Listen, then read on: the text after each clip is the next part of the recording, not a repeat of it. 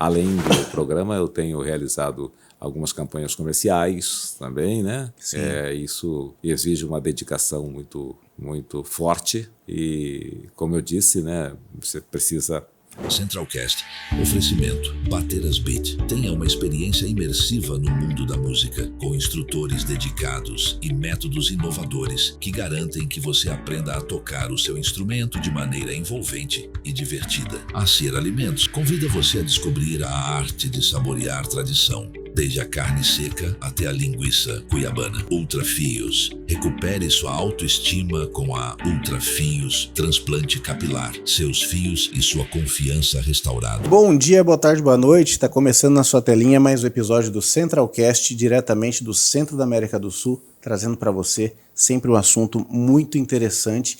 E hoje não poderia ser diferente. Hoje uma presença mais do que especial no nosso episódio de número 100. Eu fiz questão de chamar essa pessoa porque foi uma pessoa que marcou para mim como apresentador, como pessoa, por ser um comunicador muito experiente, uma referência para todos nós. Desde pequenininho eu via essa pessoa nos telejornais e hoje ele vive um momento novo, né? Assim como nós também agora, completando o nosso episódio número 100. E olha, eu te digo, chegar no número 100 não é nada fácil pra gente que tá começando, então eu peço pra você o dedinho no like, se inscreve, compartilha, dá essa força pra nós, que é muito importante. Eu tenho aqui na minha frente ele, que é jornalista, apresentador, professor, karateca, faixa preta também, né? O que mais, Elias? Tem mais coisas aí que a gente não sabe? Bom dia, boa tarde, boa noite. Né? Opa, né? A gente não sabemos a hora que o pessoal vai assistir a gente, né? Marceneiro.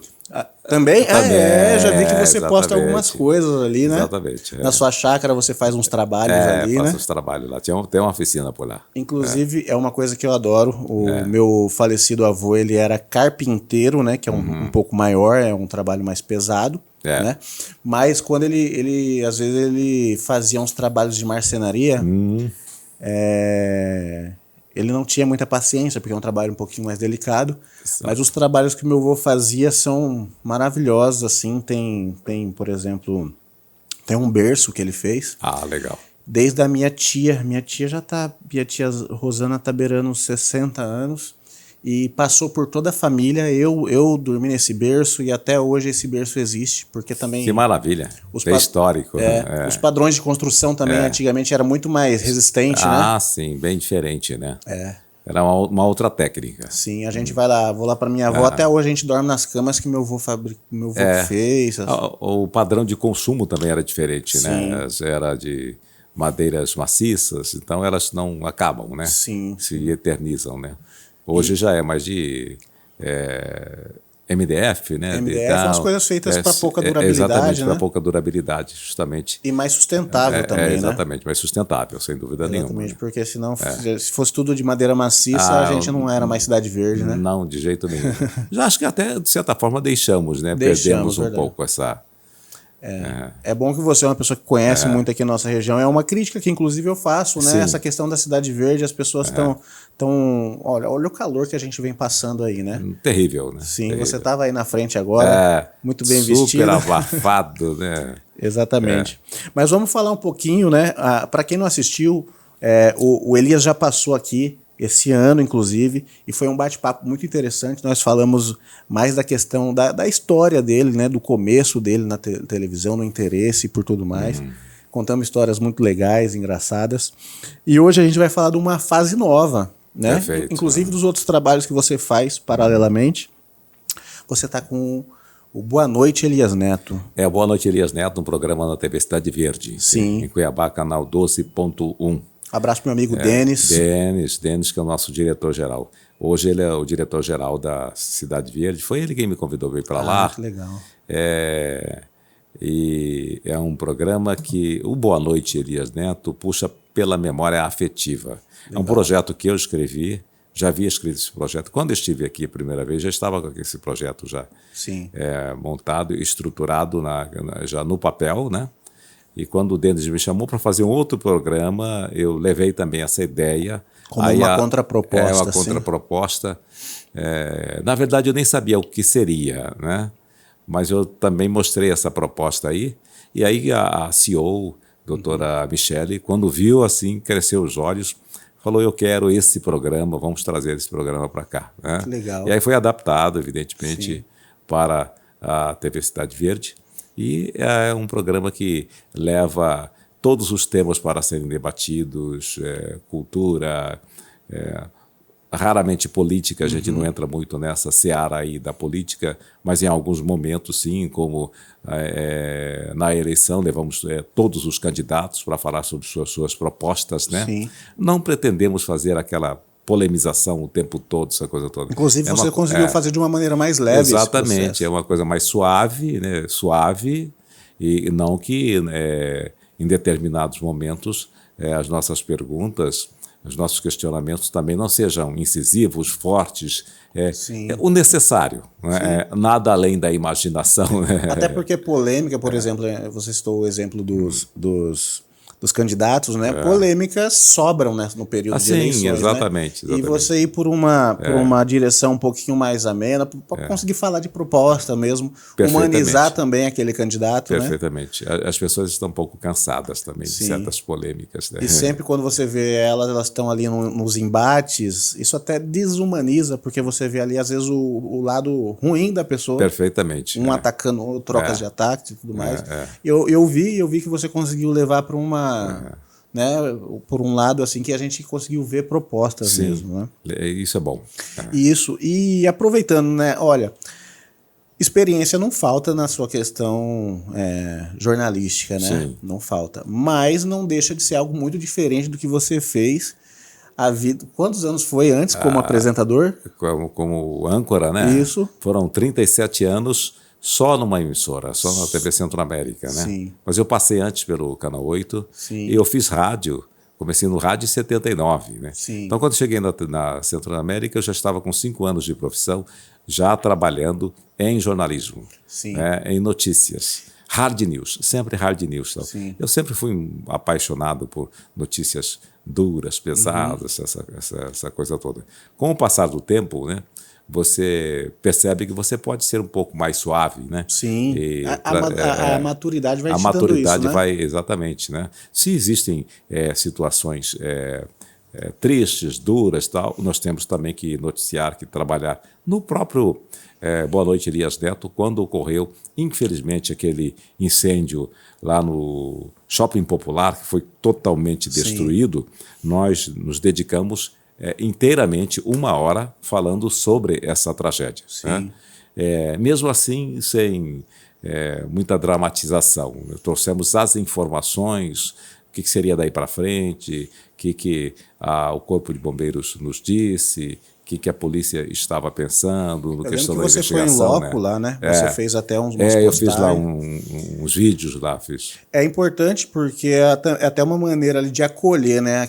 Aqueles que passaram por aquilo e prestar, vamos dizer assim, é um serviço, né, que você está prestando. Sim, ali, exatamente. Né? A prestação de serviço é fundamental na comunicação. Né? Sim. E aí, como que é essa virada de chave? Porque era uma coisa, igual você falou, hard news, né? Algo mais pesado, mais duro, mais engessado também, que era levar a informação, e de repente você vem para um clima que é muito mais, vamos dizer, bem gostoso, né? Perfeitamente.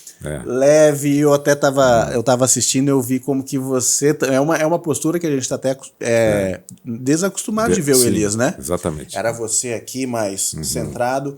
Hoje, como que foi, mesmo com toda a experiência, essa virada de chave? Foi tranquila? Foi super tranquilo, né? Ela ainda continuou ocorrendo. Sim. Mas ela não ocorreu agora. Ela já vinha ocorrendo já anteriormente, né? Você já teve um período que eu mais ou menos deixei o estúdio, fiquei mais esporadicamente, trabalhando numa série sobre os 300 anos de Cuiabá, trabalhei com 38 reportagens, 2 programas especiais, né? Então isso já começou a quebrar o gelo, quebrou bem o gelo, né? Aí veio aquele período da pandemia. Na pandemia fui para casa, fiquei em home office e de casa eu comecei a produzir reportagens com um telefone celular e um notebook e eu percebi que as coisas podem mudar com uma certa naturalidade. Né? Foi desinformalizando um pouquinho, exatamente. Então, hoje eu percebo, a necessidade de ser formal, sejamos formais. Sim.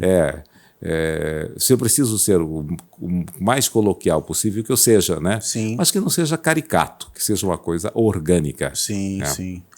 Até para passar, quando você passa, igual, se ficar caricato demais, fica difícil você também passar credibilidade, né? Não passa e isso cansa, as pessoas enjoam, né? Sim. Elas se afastam, né? Então, né, são cuidados que nós profissionais, nós comunicadores precisamos ter, né? Sim. E falando da questão da comunicação, né? Você também é professor, né? Na questão da comunicação assertiva e também da oratória, né? Inclusive é uma coisa que é muito interessante para mim, que eu tenho minhas dificuldades. Ainda quando eu estou na frente de alguém como ele aqui, eu fico mais travado ainda. Eu já trabalho, inclusive, nessa área aí de ministrar cursos já faz um bom tempo. Isso aí já é, né? Desde antes de 2022. Mas, assim, só que antes era uma coisa mais esporádica, né? Até porque a TV te tomava mais tempo, né? Tomava bastante tempo, né? E aí não seria possível. Com a minha saída da Centro-América, eu montei uma empresa juntamente com a minha mulher. A Solange. Solange, né? Obrigado, Solange. Sempre foi quem nos atendeu e proporcionou o nosso encontro. Exatamente. EN Elias Neto, comunicação, mentoria e treinamento, para justamente dar cursos, né, dar treinamentos. Mas antes, lá em 2008, 2009, por aí, eu já ministrei, já dei aula na pós-graduação da Unic, né, com a matéria comunicação. Em 2010 até 2014 eu estive no Unirondon, também dando aula sobre comunicação para o curso de comunicação e também para a gestão ambiental. Fiquei 4 anos ali, pegando essa experiência. Né? Sim, porque é uma coisa você já ter experiência prática, exatamente. Outra coisa é o de passar isso adiante. Né? Perfeitamente. Né? E até por isso, em 2005, mais ou menos, eu fiz uma especialização que é didática do ensino superior, que é justamente para você se preparar para a sala de aula, para dar aula, né? Para trabalhar com pessoas, para trabalhar com alunos. Né? Isso foi muito importante. E aí, agora, em 2022, eu terminei o mestrado e agora estou na condição de doutorando também da Universidade Federal de Mato Grosso em Estudos de Cultura Contemporânea, que é algo que soma muito, soma assim absurdamente. Legal.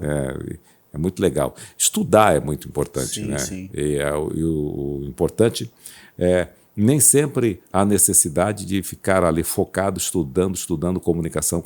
Sim, é uma área que você estuda o tempo todo, você pensa o tempo todo. Sim. Mas quando você vai para uma área diferente ou correlata, como é o caso da cultura, por exemplo, e em outras áreas, a sua capacidade comunicacional aumenta sensivelmente. Né? Entendi. Você tem mais facilidade para contar uma história. E o comunicador ele não deixa de ser também um contador de histórias, Sim, né? exatamente. E você também, eu lembro que na sua primeira passagem você falou que você fez um trabalho de história, que inclusive é o que você apresentou, né? Foi essa série aí. Sim, a série. Né? Porque era contar história. Sim. Praticamente não, contar histórias. Sim. Contar a história do Museu da Caixa d'Água Velha, Sim. contar a história da UFMT, do Museu de Ciências Naturais, da Casa de Dom Aquino. Sim. Enfim, passei por todos esses pontos importantes da nossa história, né? Sim. Do centro antigo de Cuiabá, do centro histórico, das igrejas como São Benedito. Sim. Aproveitando para falar de história, né? Abrindo um parênteses, isso aqui é um bate-papo, pessoal, sim, né? Você sabe daquela história? Eu já te encontrei lá no nosso Centro Espírita Cuiabá. Eu lembro, eu era pequenininho, você frequentava lá, né? Sim. Eu acho que você tem frequentado outros, né? Que nunca mais eu tive por ali. Ali no Cuiabá, ali perto do Morro da Luz, né? Perto do Morro da Luz, exatamente. Você já ouviu falar que ele tem uma história bem interessante de quando ele começou ali, que alguma paróquia que tinha próximo não queria que ele se instalasse? Você já ouviu essa história? Não conheço ela com profundidade. Também já ouvi falar, mas nunca parei para observar, para entender realmente o que aconteceu, né? Mas é possível, sim, Sim. que isso tenha ocorrido sem dúvida nenhuma, né? A história que eu lembro, né, assim, né, me corrijam aí, pessoal, podem comentar se eu falar errado, se eu contar errado, é que ela estava tentando se instalar ali e no começo, né, em Cuiabá, acho que o catolicismo tomava conta, né? Sim. E as paróquias que tinham próximo ali não gostaram, né? Sim. E não queriam que ela se instalasse ali. Uhum. Isso acabou chegando nas mãos de um juiz, né, uma disputa judicial, Sim. né?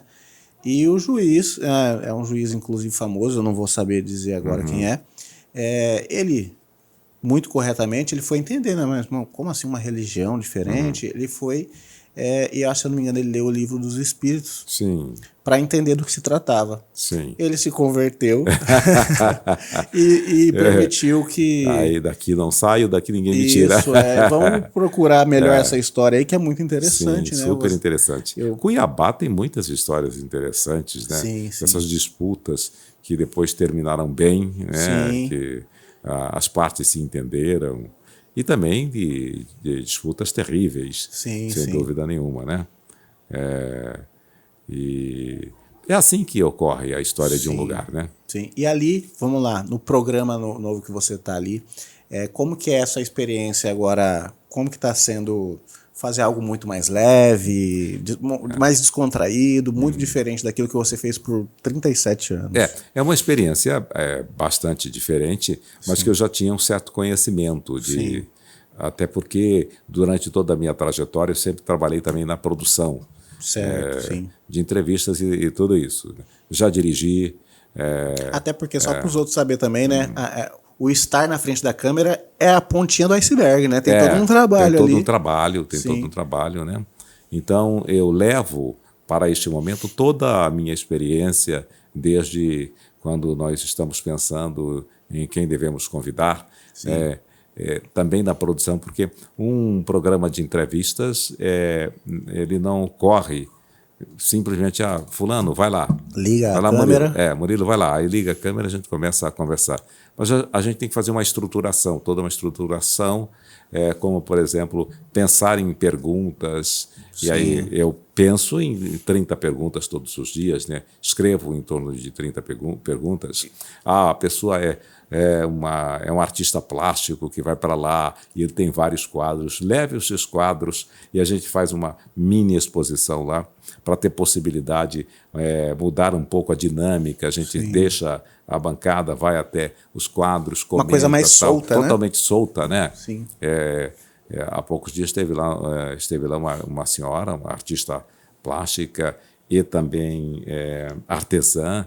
Ela trabalha a partir da argila, pega a argila, monta, faz as suas esculturas, aí ela vem com a arte plástica lá, trabalhando na onça que ela criou, enfim. E ela levou várias peças e nós tivemos esse prazer, né, de mostrar todo esse processo. E o programa fica mais imersivo, né? Envolve mais quem está assistindo, Sim, né? envolve muito mais. Você mostra, você dá uma passeada ali, né? Exatamente.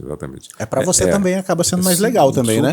Super legal, porque é como se você estivesse em casa, Sim. né? E você se sentindo em casa, aquela pessoa que está em casa te assistindo, ou que depois vai no YouTube, que depois vai no Facebook para assistir, que acompanha pelo seu celular, também se sente em casa, se sente acolhido. Exatamente. É como se nós estivéssemos abraçando essas pessoas. Sim. E é fascinante, né? A gente tá, independente se seja um podcast ou um talk show como o seu, estar desse lado que também é muito bom, né? Levando informação, né? Muito prazeroso, né? Agora, aproveitando que a gente fez o link do podcast, eu percebi também que esse fenômeno que tem os podcasts, né? Tomaram conta aí, né? E eu percebi que depois ele começou até a influenciar na TV, essa desinformalização. Você acha que ali também no seu programa aconteceu isso? Ele também aconteceu, bebeu dessa fonte? Bebe, sim. Aconteceu. Exatamente. Tudo que vem ocorrendo com as novas mídias influencia também na comunicação tradicional. Sim, né? sim. É uma forma da gente ler exatamente o que o público está desejando acompanhar. Sim, né? sim. Então, o que ocorre é uma convergência das mídias. Sem essa convergência, nós não vamos chegar a lugar nenhum. Né? Sim. Enquanto eu estou ali, como eu disse, as pessoas estão nos assistindo no YouTube. Enquanto eu estou ali, as pessoas estão nos acompanhando no Facebook. Eu saio dali, ou antes, na minha rede social, eu estarei postando alguma coisa desse programa, daquele programa, coisa parecida. Sim. Trago cortes, né? Aqueles trechinhos que a gente julga mais importantes, mais chamativos, para a rede social. Né? Sim. Isso é importante para a rede, para a gente que está na rede social também, e importante também para o programa. Né? Sim. É um suporte muito legal. Verdade. E hoje em dia você, por exemplo, nós conhecemos o Elias durante esses 37 anos, a gente via o Elias na TV. Sim. Essa mudança hoje faz você ficar multimídias, né? Sim, multimídia. Então, ele acompanha você ali, ele assiste o seu programa, depois ele vê um material que você fez na sua marcenaria. Exatamente. Né? Ele acompanha, às vezes eu já vi você também dar notícias no seu canal, Sim, do seu Instagram. Não sei se tem outras mídias, Instagram. Eu trabalho só com Instagram. E o programa? O programa está no YouTube, e no Facebook. Sim. Né? Então você vê, olha só quantas mídias, de várias maneiras eles te acompanham, né? Exatamente. Envolve muito mais o público. Envolve muito mais o público. A gente passeia, né? Sim. Por todas as mídias praticamente. Tá? E é muito interessante que as pessoas gostam muito de assistir, de acompanhar o seu dia a dia. Mas eu acho que a gente tem que ter um certo cuidado para não ficar jogando tudo ali. Aí coisa e tal, você vai fazer isso, você vai lá, posta, você vai fazer isso, você não. Assim, algumas coisas que são legais, que são bacanas para a gente transmitir, que tragam informações. Né? De vez em quando a gente vê o Elias dando umas voadoras lá dele, uns golpes lá. O karatê, né? O karatê, né? Eu falei voadora, gente. Deve ter um nome. Qual é o nome aquele golpe chama-se Yoko Tobigeri. Yoko Tobigeri, é como se um chute, uma tradução livre, um chute no ar. Né? Sim. Sabe? Entendi. Que no caso do karatê você bate com o que vulgarmente a gente chama faca do pé, né? Sim, que legal. Quem fazia muito isso, que de certa forma não era karatê, mas proliferou isso para o mundo, e aí o karatê já fazia, mas aí aumentou, intensificou, e também o taekwondo também utiliza. Mas nós que entendemos da arte marcial, a gente percebe, fala, esse cara faz taekwondo. Você percebe os trejeitos ali? Os trejeitos, a forma como, da posição do pé, da posição das mãos, falar isso, esse cara faz taekwondo, esse cara faz kung fu, esse cara faz karatê. Sim. Né? Então, foi o Bruce Lee. O Bruce Lee que ajudou. Bruce Lee era chinês? Chinês, né? Exatamente. Ele fazia kung fu. Ele aprendeu kung fu. É uma arte chinesa? Chinesa, né? É porque as pessoas, eu só estou perguntando porque as pessoas costumam misturar tudo ali, né? No Oriente. Exatamente. Ali, né? E aí ele, depois, nos Estados Unidos, ele criou o Jeet Kune Do. Não é bem assim o nome. É algo assim, Jeet Kune Do. Que foi o Kung Fu dele. Uma difusão. Um estilo dele. Entendi. E a gente até fez essa brincadeira, não podia deixar de fazer, né? Que você já lutou com o Bruce Lee, né?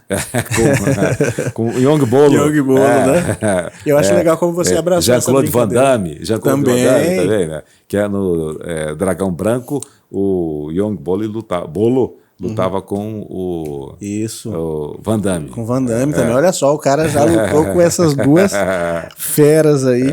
E eu acho legal que você abraçou muito bem essa brincadeira. Porque é uma brincadeira, né?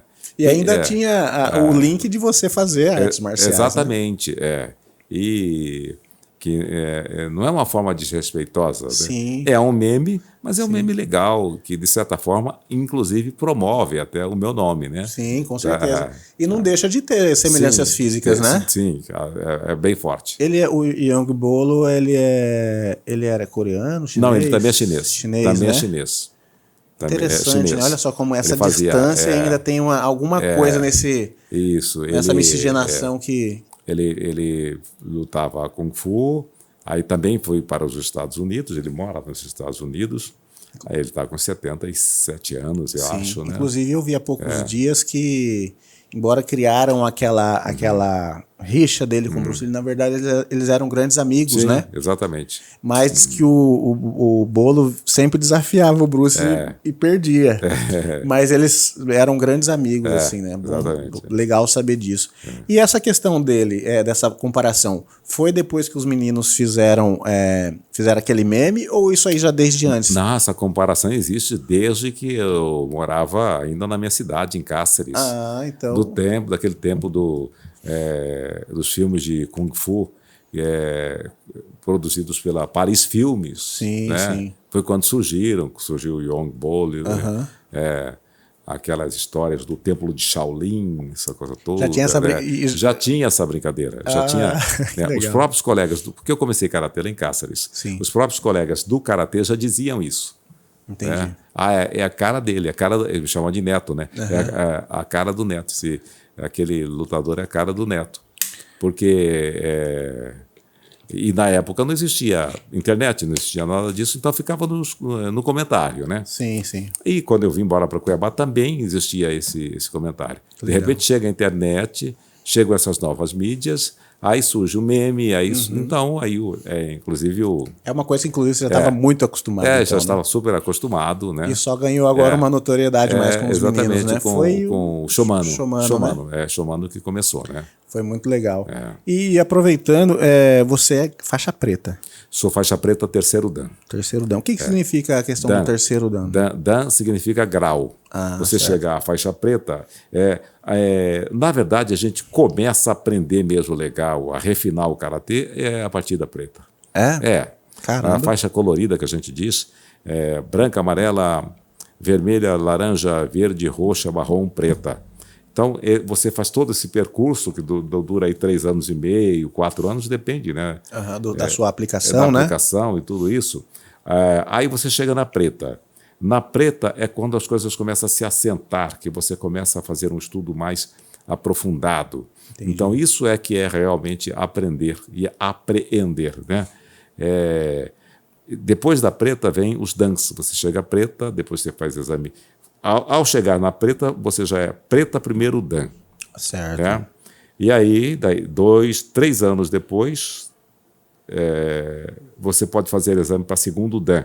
Eu fiz exame para segundo dan 3 anos depois, mas aí eu parei com exames. Certo. Esses exames são tipo uma validação? Uma prova, uma avaliação. Uma avaliação técnica. Você se apresenta, né? Sim. Ela é bem complicada, você apresenta ataques, defesas, tem a sequência de katas. Kata são, no nosso estilo, Shotokan, são 27 katas, né? Que é uma sequência de ataques, defesas, bloqueios e tudo isso, que ela é pré-determinada, foi criada lá, começou a ser criada por Jichin Funakoshi, lá no começo do século passado, que foi quem formatou o karatê estilo Shotokan, né? Então, desculpa, já que você falou estilo Shotokan, ele também tem estilos dentro dele? Sim, também? O karatê tem diversos estilos. Eu sou do estilo Shotokan. Certo. Que significa casa de Shoto, porque o Jichin Funakoshi, que formatou esse karatê, ele tinha o apelido de Shoto. Certo. E ele era um professor primário, professor, dava aula para crianças, não era um professor primário, né? Sim, dava aula para crianças. E ele, se eu não me engano, ele tinha lá uma questão de asma, coisa parecida, ele precisava tratar isso aí. Ele conheceu o karatê, mas não dessa forma. E aí ele formatou os katas, por exemplo, que são 27 sequências, né? Que elas duram de 50 segundos a 1 minuto e 10. É tudo pré-determinado, né? Existem os movimentos certinhos de cada kata. Isso vem desde dele, né? É quase que uma coreografia? Olhando parece uma coreografia, mas mas com a aplicação de Kimewaza. A aplicação com toda a energia que a gente fala, né? Com a força Ki. Então, o kata. E ele criou justamente para você ter possibilidade de treinar sem confronto. Você não precisa confrontar, exceto aquelas pessoas que querem participar de competições, né? Sim. Que vão participar de luta, do comitê, Entendi. ou Shiai. Então, essas pessoas, aí elas têm que treinar também, né? Não que não treinemos confronto, a gente faz também esse treinamento, mas é menos corriqueiro, né? Sim. E aí você disse que quando você faz esses exames, né, vamos dizer assim, o que ele avalia é a execução desses movimentos? É a qualidade do movimento. Entendi. É a qualidade dos movimentos. Às vezes não é nem tanta potência a força, mas é a qualidade. O que difere uma faixa da outra é justamente o refinamento. Esse refinamento que faz a eficiência do golpe, né? A eficiência. E como você perguntou, me esqueci de falar, Dan significa grau. Certo. Então eu sou 3 graus acima da preta. Sim. Como eu disse, eu fiquei 27 anos sem fazer exame para Dan. E aí, em 2019, o meu mestre falou, cara, tem que fazer, faz o exame, se prepara para fazer. Foi legal que, para você fazer o exame, você tem que estar em preparação, estar bem preparado. Foi mais uma motivação. Né? Legal. Já estava com quantos anos já, mais ou menos? De idade? Quando você retomou? Em 2019, eu estava com 60 anos. Legal. 60 anos. E ainda é legal você ainda ter essa sede assim, de se desafiar, exatamente, né? Exatamente. Foi um desafio, então, você. Perfeito. E agora estou numa preparação para o 4º Dan. Né? E os DANs também vão até onde? Até o 10º Dan. Caramba. A partir do 7º Dan, aí você já acho que não faz mais exame, não há mais necessidade de fazer exame, aí já vem a questão de merecimento, né? Já é uma coisa mais... o tempo dedicado e tudo isso. E tem também o teste, o exame teórico. Você passa por uma prova para mostrar o seu conhecimento. Então quando você se torna preta, não é só uma questão física, é uma questão também teórica, intelectual. Bacana. E é como, né, uma boa arte marcial, né? Ela ensina além da questão física, né? Sim. Quando você se torna um faixa preta, você já é um mestre ou ainda você também tem que você já é um mestre para poder ensinar outras pessoas? Ou ainda você também tem que ter uma licença, fazer alguma coisa especial para poder... O faixa preta já pode ensinar.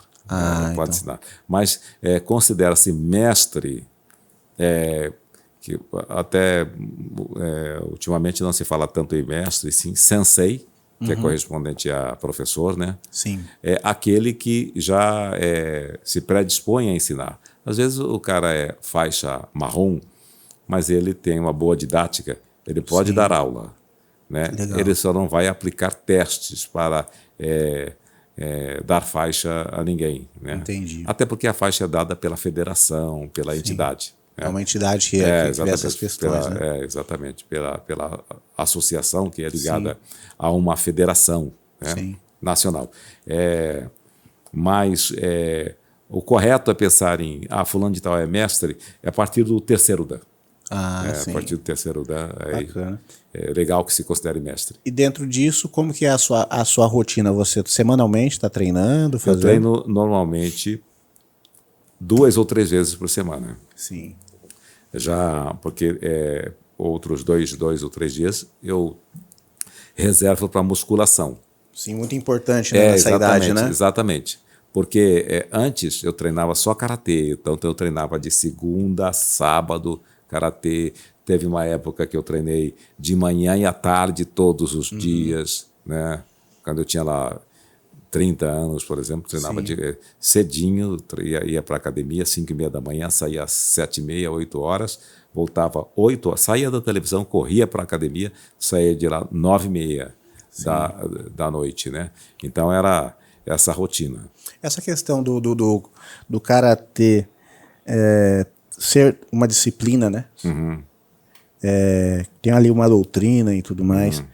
Você acha que ele te ensinou muito a você colocar isso na sua vida ou uma coisa que você já se identificou porque você já tinha um pouquinho disso, de ser uma pessoa aplicada, disciplinada? Como que essas duas coisas... As duas. Eu identifiquei e aí, ao mesmo tempo, ele é muito interessante. O karatê ele é fantástico porque de lá da academia, o que você trabalha na academia, você trabalha muito a questão do caráter e tudo isso, você traz para a vida Naturalmente, né? Naturalmente. Então, ele te acompanha em todos os momentos, né? Sim, tem muito essa questão disciplinar, né? As artes Disciplinar, marciais são... concentração, né? É muito legal para você para a pessoa que faz estúdio, que apresenta, Sim. que tem que estar diante da câmera. Uma vez um coronel da Polícia Militar foi entrevistado por mim no programa da manhã e ele era um cara assim famoso como policial, o cara que resolvia as questões, que comandava a tropa dele, tipo Rotan, na época não era Rotan, acho que era Sara, né? Para cima da...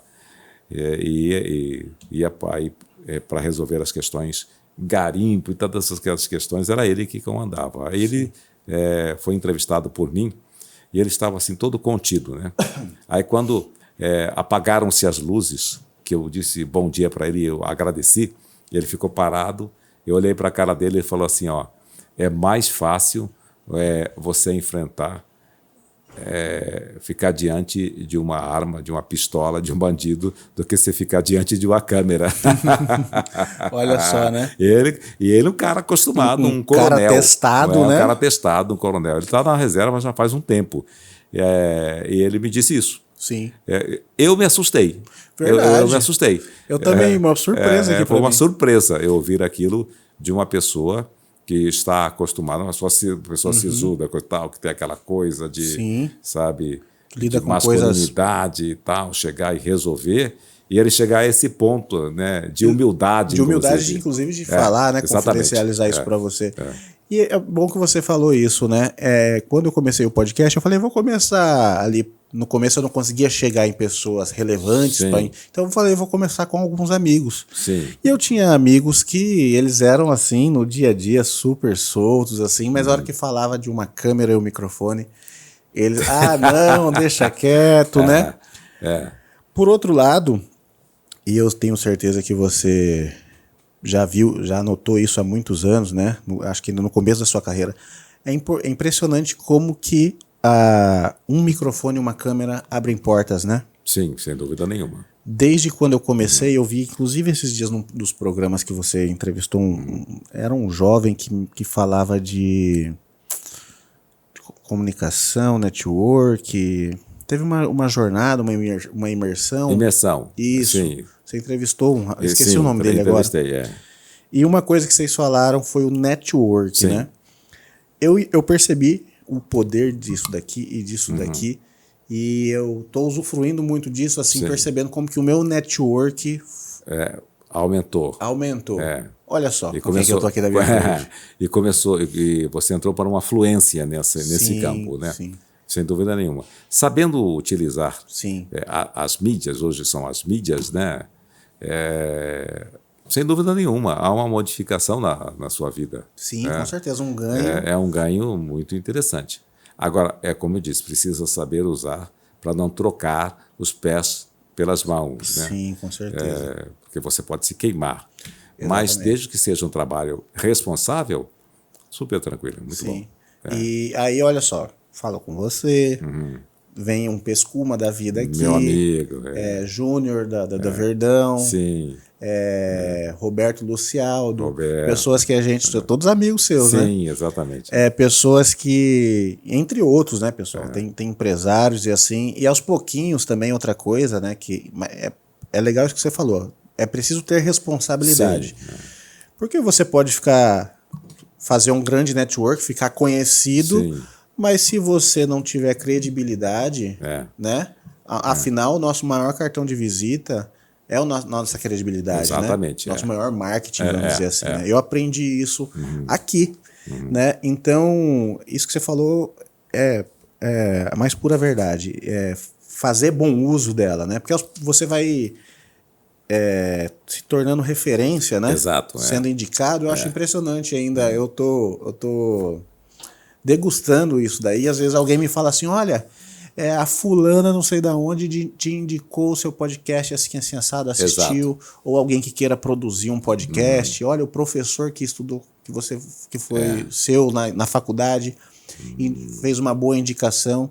Isso a gente pode levar para a vida, né? Perfeitamente. Às vezes, quase sempre que me procuram para gravar um anúncio comercial, Normalmente a agência diz, Elias, é o seguinte, eu tenho material aqui para ser gravado, um comercial, e diz muito respeito a você, a sua credibilidade. Então ele está buscando trabalhar com a credibilidade que tem esse nome, entendeu? Então esse é um patrimônio e que a gente precisa zelar muito dele, né? Com certeza. E aí, inclusive, dependendo daquilo que te chamam para fazer, você tem que parar, pensar, analisar muito bem, ver se realmente dá para entrar naquele projeto. Sim. Né? Às vezes um produto, uma entidade que você vai representar ali, né? Já teve um caso que eu disse não seria possível, né? Porque me colocaria numa situação meio complicada, desnecessariamente, né? Sim. Então a gente tem que ter esse cuidado. Entender também às vezes não tem nada de errado com aquilo que te propõe a você, digamos, fazer um merchandising, alguma coisa do tipo, mas às vezes também não é o seu perfil também, né? Exatamente. Simplesmente, às vezes não é o seu perfil. Que não sendo o perfil, você pode se queimar. Sim, né? Sim. E voltando, vamos voltar lá pro programa, já são quantos, eu não sei se você vai saber o número, mas mais ou menos quanto tempo e episódios você já gravou? São 6 meses, né? 6 meses. São 4 programas por semana, né? Legal. É bom que você está bem ativo de novo, exatamente, né? super ativo, mesmo. Sim. Mesmo, né? E além do programa, eu tenho realizado algumas campanhas comerciais também, né? Sim. Isso exige uma dedicação muito, muito forte e, como eu disse, né? Você precisa prestar atenção naquilo que está fazendo, né? Sim. E ser o mais profissional possível, né? E outra coisa, você teve aquele período que você encerrou um ciclo na outra emissora, mas você nunca parou de trabalhar. Eu lembro que a gente conversou, nem um segundo, vamos dizer assim, a sua correria né? Continua. Continua. Quando você volta de novo na frente de uma câmera, também você é natural, né? Na mídia, né? Ocorre uma valorização novamente, né, da sua imagem, né? Sim, você é lembrado um pouco mais, né? Eu não deixei de ser lembrado. Com certeza. Mas é um fato novo. É um fato novo. Então, e outra coisa que eu acho que é muito curiosa, as pessoas verem o Elias num formato diferente. Num formato diferente, né? Então isso gera notícias. Sim. O programa foi lançado, teve um coquetel de lançamento. Eu lembro da repercussão isso. Exatamente. Que teve. Isso dá uma repercussão imensa, né? Sim. Então é como se você tivesse uma dose muito forte de um novo oxigênio para prosseguir. Você se sentiu assim de novo revigorado numa coisa... Totalmente revigorado, né? Porque difícil na altura da sua idade também ter novidades, né, Elias? Mas aí é que está. Eu acho que a gente tem que procurar a novidade. Porque se você não tem novidade, a vida profissional e a vida, né, de todas as formas, ela perde um pouco o sentido. Né? Sim, com certeza. Então, essa é uma das razões que a gente vê muitas reportagens falando sobre longevidade e o que as pessoas devem fazer para ter um envelhecimento saudável. Sim. Há poucos dias eu assisti um triatleta de 73 anos, se não me engano. Caramba! Que o cara é super ativo. Ele estava dizendo... Na mesma frase, triatleta com 73 anos. É raro, né? É raro, né? Quer dizer, hoje, atualmente, não está mais tão raro assim. Sim. Você encontra muitos atletas em várias modalidades, homens e mulheres, que já passaram de 70 e estão bem. Sim. Dentro da categoria deles, mas também estão bem com relação a mais jovens, às vezes. Sim, né? sim. Isso é muito legal. Então ele disse, bom, você envelhece, você chega a um certo ponto que as forças começam a diminuir. Mas você tem que praticar algum tipo de esporte, por exemplo, justamente para ter qualidade, senão acaba tudo. Você vai ter uma vida assim, que você estará vegetando. Com e certeza. Isso aí não tem sentido, né?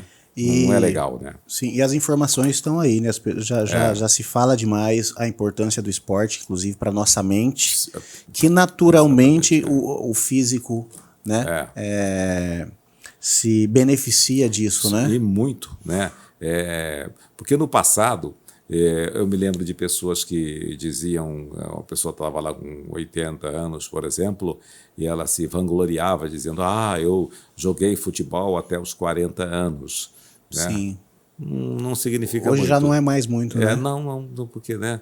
Ou então, eu tenho histórico atlético, mas, então, a sua vida atlética parou quando?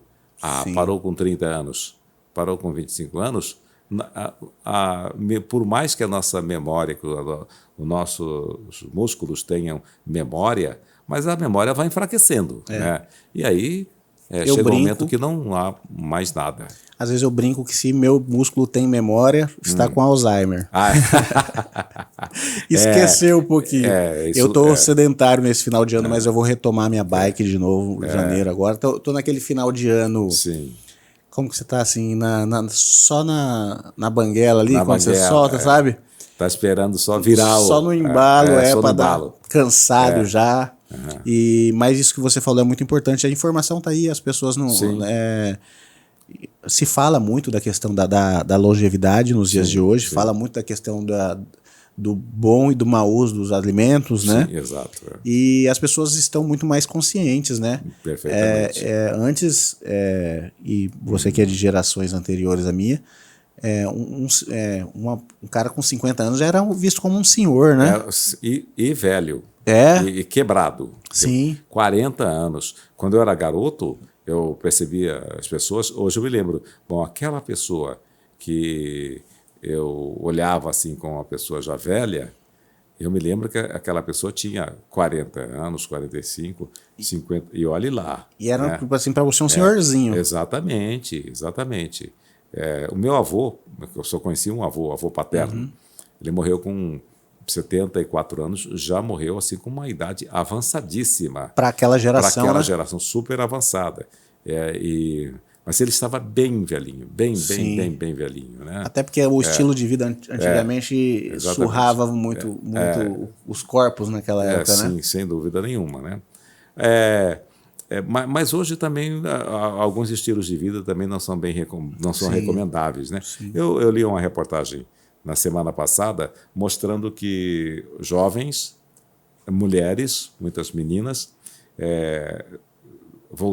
estão aderindo novamente ao cigarro. Nossa. É o cigarro. E aí não é legal, é um retrocesso sem tamanho, sem limites. Sim. E quando não é o cigarro natural, é o que é pior ainda. É o pendrive, né? É aquele que é muito pior. A concentração daquilo ali. Nós já temos históricos de jovens que tiveram problemas seríssimos, até morreram, né? Sim. Com problemas pulmonares por causa daquele negócio aí, que é muito alta a concentração. Lembrando, por exemplo, eu tive um vô que teve câncer por conta do cigarro. Ele teve que fumar uma vida inteira, com 60 e poucos anos, ele teve um câncer e infelizmente partiu. Olha, eu já vi jovens que há poucos anos fumam e já ou contraíram câncer ou um problema cardiorrespiratório. E quase morreu e alguns já morreram, né? Ou seja, olha como que alguém antigamente levava 30 anos para chegar a isso, a pessoa com 3... Já foi. Né? Existe um caso muito interessante que 2 amigos meus, que um fumava, acho que fuma até hoje, ele tem um pouco mais de idade que eu, né? E um outro colega que na época tinha ali uns 10 anos a mais, né? Aí eu trabalhava na Rádio Vila Real, que era lá na Diogo Domingos Ferreira, bairro Bandeirantes, em Cuiabá, e da prainha lá para o Morro da Luz, para o pico do Morro da Luz, tem uma escadaria. Sim. Acho que são 114 degraus. Sim. O colega com mais idade, que nunca havia fumado, subia com muita tranquilidade. O colega com menos idade, que fumava sempre, eu não sei se ainda fuma, chegava lá em cima quase acabado. Então, olha só a diferença, né? A diferença prática ali, exatamente. Tá ali. A qualidade de vida, né? A qualidade de vida é péssima. E sem contar que caso você tenha um outro problema, que não seja aquilo, o fato de você fumar também é um agravante, né? Agravante. Vimos, inclusive, na pandemia, pessoas que tinham ainda, né, piorou. E a Covid ela é terrível, né? Porque Sim. ela vai justamente no ponto onde você está mais sensível, né? Sim. Aí ela potencializa... Ela era muito cruel, né? Exatamente. Ela potencializa aquilo ali, né? Sim. E, né, falando disso, de longevidade, a gente nem tocou, mas a importância de uma boa alimentação. Tenho certeza que, Elias, para você estar nesse shape aí, nessa disposição, você cuida bem. Como que é mais ou menos a sua questão de alimentar, assim? Você cuida bastante? Sim, é bem regrado? E eu tenho uma mulher também que é um anjo, né? Sim. Então ela Cuida bem de você? Exatamente, né? Não que ela fique na cozinha, não, de jeito nenhum, né? Mas, assim, ela procura administrar um cardápio dentro de casa também, que seja algo... mais importante para a gente, né? Tem coisas que você evita, assim, de, sei lá, açúcar, refrigerante, algumas coisas assim que você... Refrigerante eu tomo muito pouco. Eu de vez em quando, numa festinha eu tomo refrigerante, coisa mas muito, não tomo no dia a dia. Eu tomo Coca Zero de vez em quando. Sim. Eu gosto daquele gosto da Coca. O ácidozinho ali, né? Uma coisa... tem gente que não gosta, que acha que parece remédio, né? Eu aprendi agora, consegui sair da normal e tô agora na zero. Consegui, já é um ganho, né? Mas... Quando jovem, eu gostava que no tempo calor, coisa e tal, treinava muito. Eu gostava muito da Coca-Cola, da Coca, assim, porque ela tem assim você sabor. Está totalmente desidratado, assim, você joga ela para dentro, tem um açúcar, gelada, essa coisa toda. Era no nosso calorzinho ainda, né? Exatamente. Mas com o tempo eu fui deixando de lado. Por um tempo, até um certo tempo, eu ingeria cerveja. Hoje, não mais. Se por acaso... um vinhozinho de vez em quando, lá em Chapada. Né? Chapada é super convidativo. Eu gosto do frisante, né? Da champanhe, né? Um demi-sec ali. Demi-sec é interessante. Já lá pelas 10 da noite... Uma coisa muito mais moderada, né? Super moderada, né? Você vai lá, consome em companhia de uma pessoa, eu, minha mulher, você vai consumir uma garrafa e está pronto, está resolvido, né? Eu gosto assim, sabe quando tá aquele ventinho passando? Aquela brisa? Você ouvindo e coisa e tal. Aí você ouvindo uma música bem gostosa, bem suave.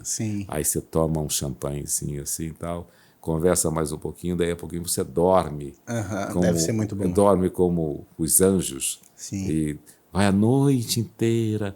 Aí, 5 horas, 5:30 da manhã, os pássaros já estão chegando, tem muito pássaro lá, coisa e tal, estão chegando, cantando, essa coisa toda, aí você se levanta. É o seu despertador natural. É o despertador natural. 5 horas da manhã estão por lá. Que maravilha, deve ser muito bom, né? Maravilha. O climinha de Chapada, né?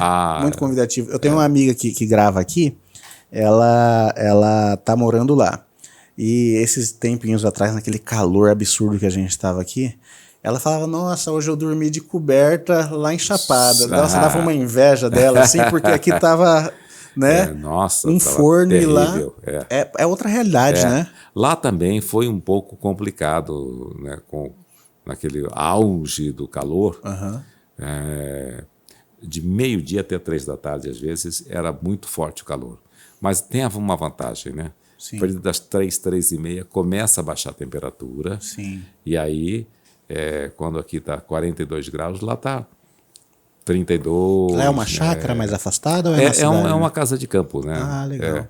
Mas ela não é no setor de badalação, ela é depois da Coab, onde já começa uma área de preservação. Onde tem uma mais mata, sossego, né? Super sossego, uma mata bem alta, né? Bem preservada. Tudo isso ajuda. E no frio lá deve ser também muito frio, né? Às vezes eu não enfrento muito quando está muito frio. Não fico muito, porque é muito frio. Aí eu também. E lá venta bastante, o que aumenta a sensação, né? Venta. Eu peguei uma vez lá, início dos anos 2000, nós pegamos 3 graus na madrugada, né? Nossa. Aí a sensação vai a 1, né? Chegou a 3 graus nessa madrugada. Muito desconfortável, porque aí o vento passa por baixo da porta, aquela coisinha, passa assim, aí entra debaixo da cama. Aí dá vontade de voltar para Cuiabá. Ultrapassa o colchão e vem nas suas costas, você fica sem saber, mesmo estando bem agasalhado, né? E bem coberto. E como pessoas que moram em Cuiabá, a gente nunca tem roupa a roupa ideal para o frio, né? A gente nunca não investe muito nisso. Não investe muito. Não compensa, né? Não tem frio aqui que eu não sofro um pouquinho, porque não compensa gastar muito. Exato. A gente falou de alimentação. Vini, se você puder buscar lá pra gente, nosso patrocinador é CIE Alimentos. Não sei se você se lembra que na vez passada você ganhou aquela caneca, lembra? Sim, me lembro. E agora um outro patrocinador é a CIE Alimentos. Você gosta de carne seca? Fazer uma Maria Isabel? Carne seca é algo assim sensacional, né? Aliás, carne seca dá um toque especial, né? Sim. No alimento. Com certeza. A CIE Alimentos, ela é especializada na questão da carne seca, o charque. Sim. Fornece várias empresas e restaurantes conceituados aqui, inclusive nos patrocina. Eu tenho que puxar o saco também, porque é da minha família essa empresa. Sim. Se não fosse ela ajudar a gente aqui, a gente não ia conseguir manter esse projeto. Sem dúvida nenhuma. E também nós lançamos recentemente a linguiça cuiabana. Ah, é? Você gosta? Recheadinha com queijo, sim, feita de pernil. Exatamente. O Vinícius trouxe aqui. Muito bom. Para você. E aí fique à vontade para degustar. Ó, essa daqui é a nossa linguiça cuiabana. Dá uma olhada. Que legal. Congelada. Esse aqui é o nosso charque. Só de olhar a gente já percebe que ela é cuiabana. E esse daqui é o nosso charque, que é para você fazer aquela Maria Isabel, né? Que legal. Aquela comidinha gostosa na sua chácara. Faça bom proveito. Deixa eu guardar para você aqui. Muito obrigado. CIE. Isso, CIE Alimentos. É o sobrenome da família que é Reis, de trás para frente. Sim. Ficou ali meio... Está nos supermercados. Está no supermercado. Podem procurar. Eu acho que eu já adquiri. Sim, lá em Chapada tem? Tem. Não sei se alguém revende lá, hein, mas é uma boa pergunta. Eu vou deixar aqui. Deixa eu deixar aqui. Aí depois eu te... Muito obrigado, hein? Dá um abraço lá pro pessoal. Quem que é o proprietário? Né? O meu pai. Seu pai. Sérgio Reis, né? Sérgio Reis. Tem um sobrenome, um nome famoso também, né? Sérgio Reis. Sérgio Reis. Ele canta também? Canta, já cantou bastante, já. Sabe cantar também. E, né, é o Reis, né? O CIE é o Reis de trás para frente, né? E obrigado aí a CIE Alimentos. O Vinícius também já trabalhou na empresa, depois a empresa veio para cá e dá uma força. Ela começou onde? A empresa tem 25 anos, começou aqui na região do Verdão.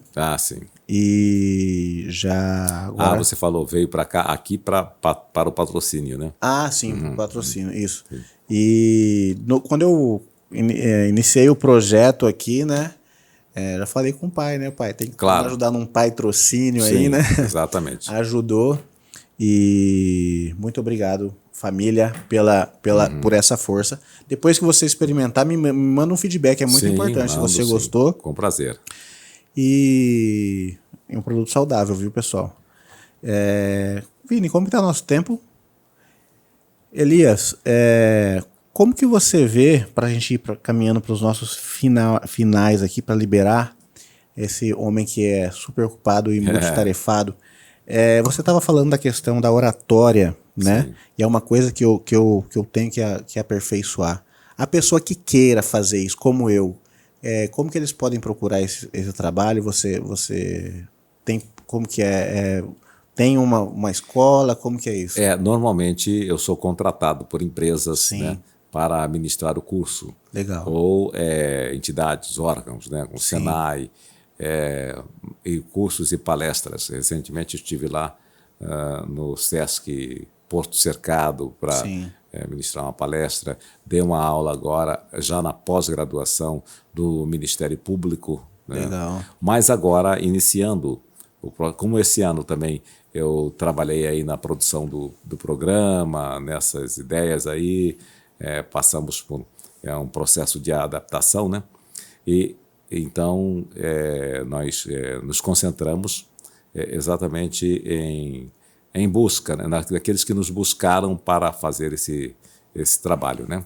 Ano passado mesmo eu fiz alguns trabalhos em faculdades e também estive em Cáceres com palestras e treinamentos. No próximo ano nós pretendemos a nossa empresa formar turmas. Legal. Porque eu tenho sido muito questionado, inclusive por colegas do jornalismo mesmo, que querem aperfeiçoar e querem fazer curso comigo, né? Sim. Então, nós vamos também entrar nessa linha aí de ser também um pouco independente nesse sentido, né? Legal, né? Porque aí você abre mais oportunidades, né, para quem queira, né? É uma coisa que me interessa. E você está convidado, claro. Com certeza. Você, o nosso colega lá, né? Sim. E sem nenhuma vergonha aqui, o que você poderia me dar de sugestão assim, Murilo, melhora isso? Você com seu olhar clínico, que tem alguma coisa que a gente pode melhorar, entonação, postar a voz, o que a gente pode fazer? O podcast, ele muda, é um pouco diferente. Mais informal. É mais informal, né? E por ser mais informal, mais ou menos tudo pode, né? Agora, eu percebo que você precisa trabalhar um pouco a respiração, né? Ótimo. Porque a fala, ela é o produto final. Sim. Para você chegar no produto final, você tem etapas. Uma das etapas é trabalhar a questão respiratória. Sim, né? Inclusive respirando melhor, a gente pensa melhor. Exatamente, pensa melhor. O que a gente vai verbalizar, melhor, né? Exatamente. E como eu falei agora, trabalhar a questão respiratória, eu percebo que você respirou e se soltou um pouco mais, entendeu? Sim, olha só. Realizar oficinas. Tem uma oficina muito interessante que eu realizo comigo mesmo, que é a interpretação de poemas. Legal. Eu pego poemas difíceis, né? E aí lá... Por que um poema? Poemas bons poemas, né? Sim. Ultimamente estão chamando todo mundo aí de poeta, né? Mas... Banalizou, né? O que diriam, então, de Drummond de Andrade, né? De Augusto dos Anjos, né? Então, por quê? Porque o texto, quando o poeta escreve, ele, além dele ter essa capacidade, né, divina de trabalhar com as palavras, mas ele também está sempre pensando em como trabalhar a melhor palavra para aquilo que ele está colocando no papel. Sim, né? sim. Então, a construção é muito forte. E ali ele traz todos os símbolos, ele interroga, ele dá ponto final, vírgula, ponto e vírgula, reticência e tudo isso. E você saber colocar isso. Aí você precisa dar alma naquilo ali, dar vida para aquele texto. É como se ele está ali, o texto está no papel. Sim. Interpretar aquilo. Está lá estático no papel. Sim. É como se esse texto se levantasse e virasse uma pessoa. Entendi. Né? Assim como a sua voz não é a sua voz é você. Ela é uma pessoa. Sim. Né? É uma personalidade. Né? Então, quando você pensa dessa forma, automaticamente você terá um poder de interpretação melhor e de persuasão melhor. Né? Então é o exercício que você... É o exercício que é todo, é o corpo como um todo.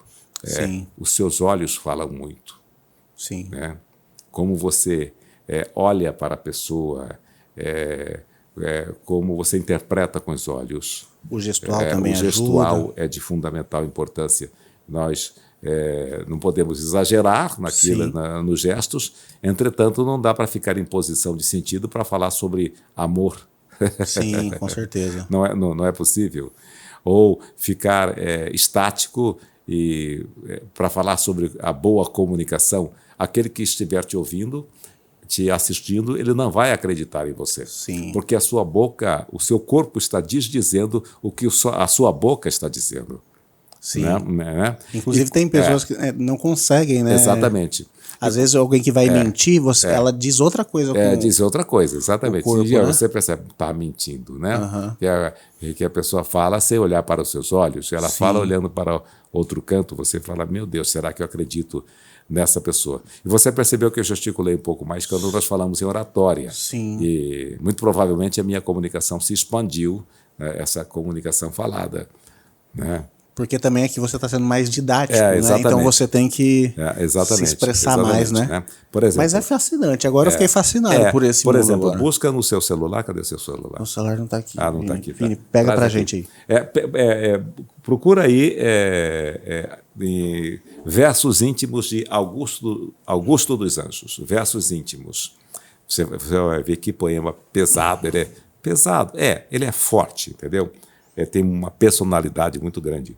O Augusto dos Anjos, um dos maiores poetas do Brasil e do mundo, Ele teve tuberculose, e aí quando ele contou para um amigo que ele estava tuberculoso, à época a tuberculose era muito comum, né? Sim. Ele sentiu que o amigo afastou dele. Aí ele escreveu esse poema Versos Íntimos. Encontrou? Achei. Achou? Aqui. Como é que ele começa? Vê se tá certo aqui. Eu só tô sem óculos e eu perdi meu óculos e eu tô num esforço aqui. Concentrado. Sim. Só vê se tá certo, Você se é a perdeu informação seu correta. óculos. Versos Íntimos dos poemas mais celebrados de autoria de Augusto dos Anjos. Os versos expressam um sentimento de pessimismo e decepção em relação aos relacionamentos interpessoais. É só uma resenha. É uma resenha? Aí, ó. Quer dar uma olhada? Né? Pode pegar aqui. É uma resenha que... Mas é legal saber que... Tá aqui. Aqui, ó. Versos Íntimos de Augusto dos Anjos. Ele diz, vês, ninguém assistiu ao formidável enterro de tua última quimera. Somente em gratidão esta pantera foi tua companheira inseparável. Acostuma-te à lama que te espera. O homem que nesta terra miserável mora entre feras sente inevitável necessidade de também ser fera. Toma um fósforo, acende teu cigarro. O beijo, amigo, é a véspera do escarro. A mão que afaga é a mesma que apedreja. Se alguém causa ainda pena à tua chaga, apedreja esta mão vil que te afaga. Escarra nesta boca que te beija. Percebeu que eu faço Sim. pausa, entonação, respiração. E aqui eu fiz assim de uma forma meio descomprometida. Sim. Né? Mas ele nos exige a interpretação. Sim. E isso ajuda na dicção, isso ajuda na respiração. Eu tive uma professora que dizia assim, ó, que ela treinava assim, ó, respira primeiro. Aí você respirava e começava. Então ela dizia, respira. Vês. Respira. Ninguém assistiu ao formidável enterro de tua última quimera. Somente em gratidão esta pantera foi tua companheira inseparável. Respira. Acostuma-te à lama que te espera. O homem que nesta terra miserável mora entre feras sente inevitável necessidade de também ser fera. Quando eu faço o parágrafo, a estrofe, né, quando eu faço esse trecho, eu busco toda a respiração, coloco lá no baixo ventre, aí vou administrando ela, vou soltando. Entendi. Quando eu chego em acostuma-te, e aí lá no final, também ser fera, eu já estou quase esvaziado. Aí eu esvazio completamente e realimento com o ar, né, lá no que a gente chama de baixo ventre. Sim. E aí novamente começo a administrar. Então é um constante administrar, né? Você vai dosando ali para você ter exatamente. literalmente gás ali, né? Exatamente. Inclusive, isso é interessante, que isso termina controlando o seu nervosismo. É por isso que muita gente diz, às vezes, até sem saber nem sempre o que está dizendo, fala, a pessoa está nervosa. Respira, mas é isso mesmo. Respira, porque o seu corpo, a sua mente vai oxigenando novamente, e aí você encontra uma saída. O respirar é de fundamental importância. Sim. A gente respira muito no ritmo da agenda. Sim. No ritmo do que você tem que fazer. Na verdade, nós não pensamos em nós mesmos, no nosso corpo. Nas nossas pregas vocais, que se chama de cordas vocais, os fonoaudiólogos tecnicamente chamam de pregas vocais. Né? E quando isso ocorre, vêm as doenças, inclusive. Né? Zezé de Camargo, por exemplo. Os calos que falam, né? Calos e tumores. O Zezé de Camargo teve um tumor nas cordas vocais. Você vê que ele tem dificuldade hoje para cantar. Silvio Santos teve calo nas pregas vocais, teve que fazer raspagem. Né? E quando você faz uma raspagem, por exemplo, você terá automaticamente uma defasagem, um prejuízo. Então você tem que fazer fisioterapia novamente, para tentar encontrar novamente o tom de voz que você tinha. Né? Sim. Mas você pode correr o risco de não encontrar. Você já teve algum problema? Não. Não, Maravilha. Nunca tive. Mas você sempre teve cuidados ou foi uma coisa sempre orgânica, tranquila? Sempre foi um pouco orgânica. Sim. Mas no decorrer da minha carreira, eu sempre ouvi muito aquelas pessoas com mais experiência. Certo. Quando eu fui contratado, que eu fui trabalhar na Radiodifusora de Cáceres, em 79, o proprietário da rádio ele tinha bom conhecimento. Então ele passava muitas informações, entendeu? Dividiu com você. Exatamente. Lá naquela época, quando os locutores trabalhavam com a voz muito impostada, ele já dizia, encontra um caminho para você não ter que impostar tanto a sua voz. Você não precisa engrossar a voz. Você já tem essa potência, entendeu? Então seja natural, converse. Lá em 79, né? Ele já estava imaginando o que ia acontecer, né? Porque outra coisa, né? Depois que você na mídia, aquela sua voz virou uma marca, sim, fica depois difícil você mudar, né? Mudou porque eu tive que... Então, antes de você criar essa sua marca vocal, igual você tem essa identidade, né? Que as pessoas ouvem a voz do Elias e já reconhecem. Já reconhece. Como outras referências, vamos falar aqui você falou Silvio Santos. Sim. Cid Moreira. Falando nisso, já recebeu alguma comparação, alguma coisa assim? As pessoas comparam menos. Às vezes as pessoas falam assim, o nosso Cid Moreira é cuiabano. Mas eu estive uma vez com o William Bonner, numa palestra dele lá no Rio de Janeiro, e ele entrou, quando o Cid Moreira... Ele já estava na Rede Globo desde da década de 80. A primeira vez que eu estive com o Bonner foi em 87, em São Paulo. Novinho ali. Ele tinha 24 anos. Já tinha uma vozona, né? Ele tinha 24 anos, eu tinha 28 anos. Eu fiquei fazendo um estágio lá um tempo, ele fazia o SP2 lá. Depois que ele foi para o Rio, para fazer o Jornal Hoje, e depois chegou ao Jornal Nacional, que como jornalista virou... É muito legal, eu imagino, para você que viu ele, vamos dizer, pequeno, ver o tamanho que chegou. Exatamente, né? Falando em... Se forem te comparar alguma coisa, eu acho que a sua assinatura está mais próxima do Sérgio Chapelin, a assinatura vocal ali, timbre. Eu acho que eu fico... O Sérgio também tinha uma voz. Mas ele era mais agudo. Mais agudo. Né? Ele está vivo. Eu acho que eu fico ali mediano entre o Moreira e o Chapelin. É verdade. Verdade.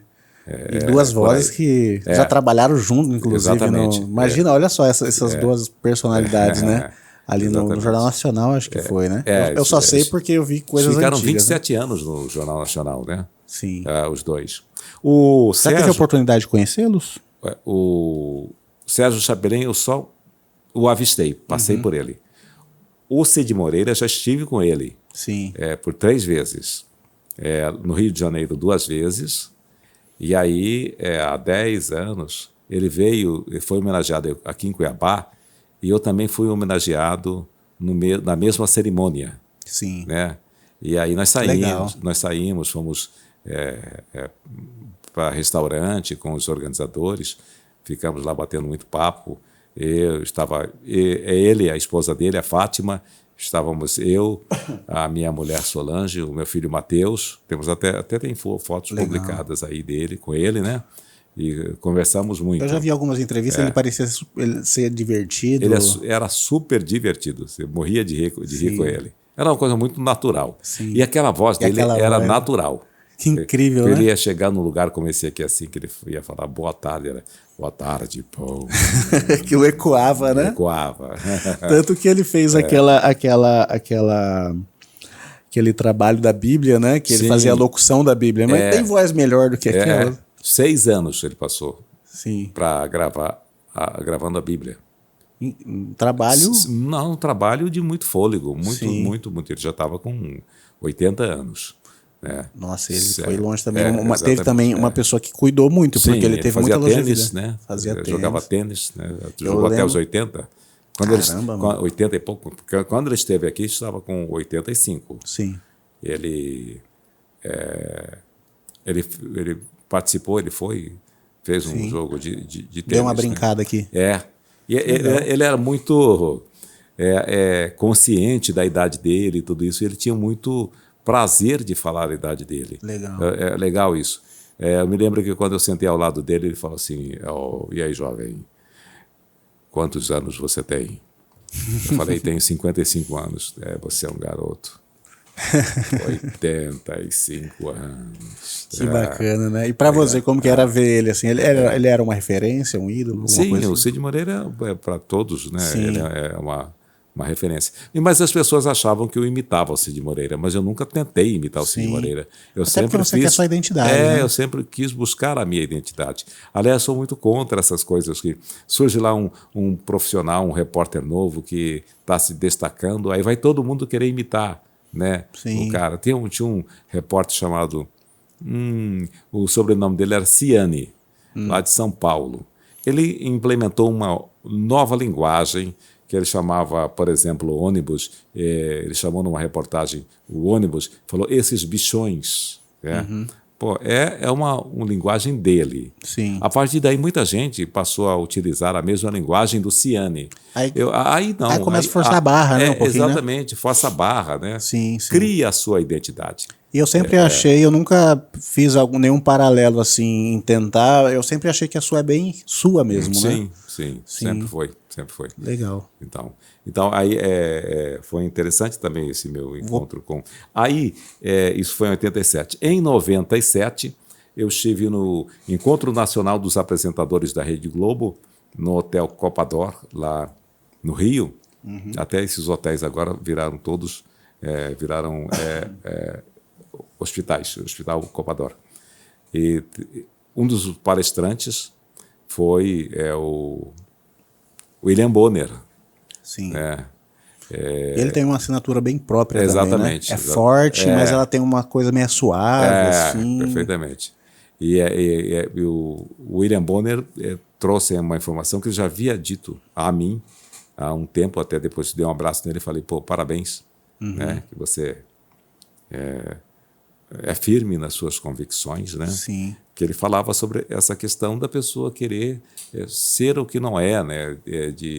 Que ela tem que buscar a naturalidade, né? Até mesmo o sorriso em excesso, essa coisa toda de tanta alegria e tal.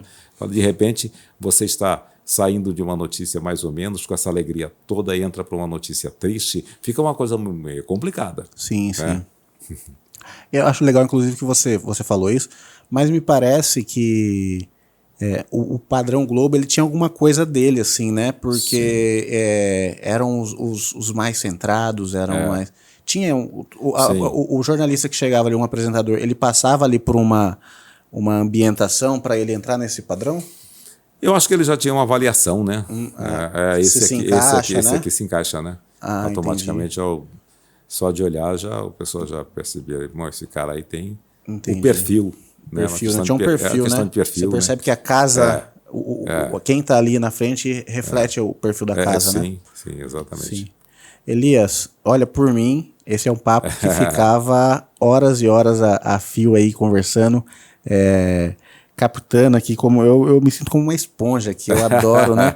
Inclusive, eu acho que para o entrevistador ou apresentador de podcast, uma das coisas que nos move, além de levar informação, também é a nossa curiosidade, né? Sim, claro. Eu sou muito curioso. Sim, quando eu fui começar, eu mal conseguia falar, me expressar na frente da câmera, mas o meu combustível era a curiosidade. Sim.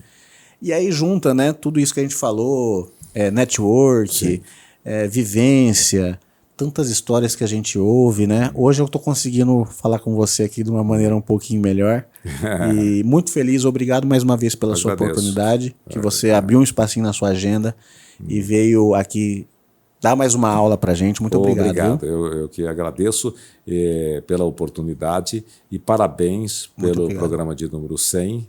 Realmente não é fácil, porque não é só chegar, abrir internet, microfone e falar, você tem que ter um custeio, tem que ser patrocinado, como você disse, e nós sabemos que é um campo bastante difícil. Sim. Tanto é que eu já dei entrevista em podcast que não estão mais no ar. Já faz tempo que não estão mais no ar. Né? Muitos entram, começam, parece que vai decolar, mas não decola. Né? Tem que ter uma resistência. Tem que ter resistência, tem que ter apoio, e você já chegou a esse ponto, ou seja, é seguir em frente nessa luta.